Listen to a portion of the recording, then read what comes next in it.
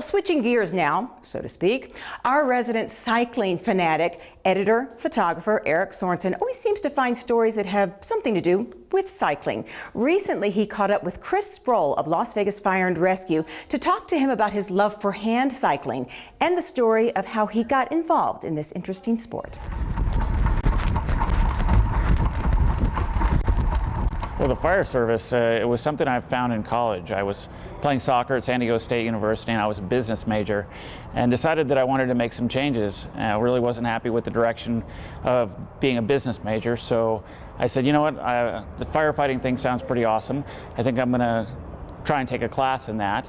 So I took an introductory class in firefighting at a community college while I was going to San Diego State, and absolutely fell in love with it. So I continued at San Diego State, changed from playing soccer to becoming a full-time firefighter. That was my new pursuit, my new goal, and changed my major from business administration to public administration. I was blessed to have been given an opportunity to come out here and work for Las Vegas Fire and Rescue out in 2000. Things changed in 2003 when a bunch of us firefighters went up to Utah to go ride ATVs, and I ended up crashing mine. It was emotional, but it was like, it wasn't, okay, we're going to shut down and just give up. It was, all right, the path that we wanted to go, we can't go that path anymore. So let's figure out what the new path is and start pursuing that. I've always been driven and goal-oriented, and it wasn't a matter of just giving in. It was, all right, let's reestablish our goals and really identify where we want to go in the future.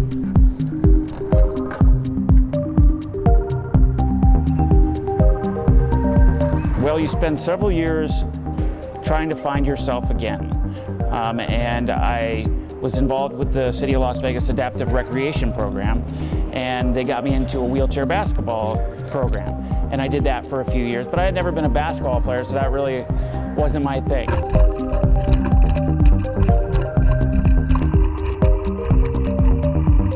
When I was in rehab in California, I was presented with a hand cycle by the Darrell Gwynn Foundation, which is a foundation that helps give adaptive equipment to mobility impaired people. So they presented me with this hand cycle, but for the greater part of 10 years, I only rode it occasionally. It sat in the corner of the garage and it'd get 5 miles of use here and 5 miles of use there.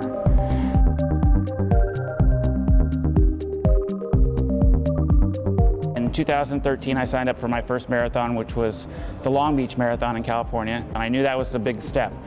You know, we'll figure out the rest later, just sign up, because I know if I commit to it, I'll get there. And I got third. And for the first time in 10 years since my accident, it hit me that I am still a competitive athlete, and I still have what it takes to compete at a high level.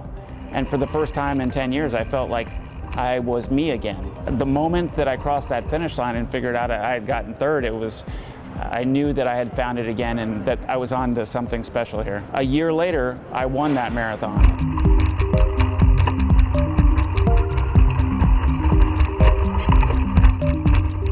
I get a lot of calls from people who know friends who have gotten hurt or injured, and they say, hey, you need to get in touch with this person, not just in Southern Nevada here, but all over the country. They're like, hey, can you reach out to this guy? Can you talk to them, let them know?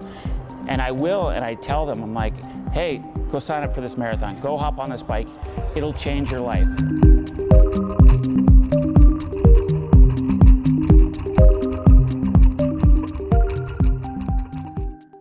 If you'd like to know more about Chris Sproul and his quest to get to the Paralympics, you can follow him on Facebook and Twitter at Chris Sproul USA. Thank you, Eric Sorensen, for that story.